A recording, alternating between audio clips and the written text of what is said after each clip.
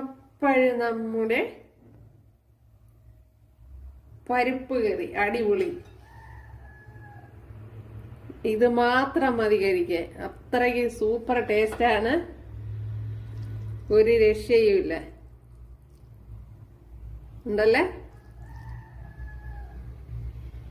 അപ്പൊ ഇന്ന് ഇതേപോലൊരു പരിപ്പ് കറിയാണ് തയ്യാറാക്കുന്നത്. വീഡിയോയിലേക്ക് പോവാം.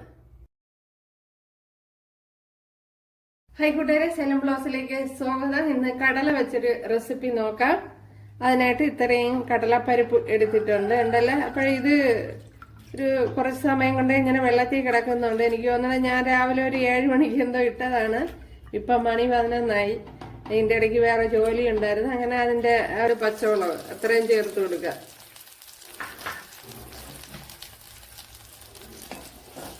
ചേർത്ത് കൊടുത്ത് ഇതിനെ ഒന്ന് മൂപ്പിച്ചെടുക്കണം. ഇതിലേക്ക് ഒരു സവാള, വലിയൊരു സവാളയാണ് എടുത്തത്, അതുപോലെ 10 കുഞ്ഞുള്ളി, ഇത്രയും കൂടെ ചേർത്ത് കൊടുത്തത് നല്ലപോലെ ഒന്ന് വഴറ്റിയെടുക്കാം.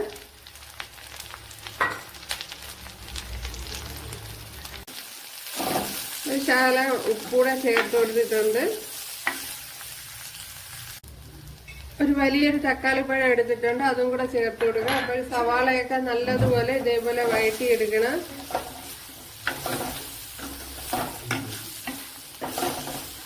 അതിനുശേഷം വേണം തക്കാളി.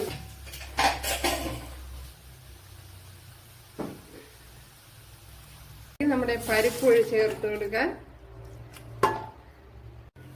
കണ്ടല്ല, നമ്മുടെ പരിപ്പ് അടിപൊളി.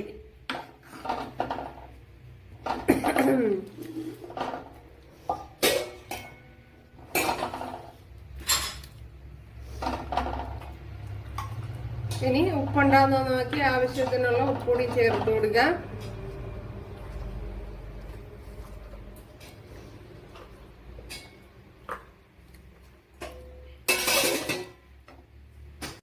ഉപ്പ് കുറച്ച് കുറവുണ്ട്, ചേർത്ത് കൊടുക്കുക.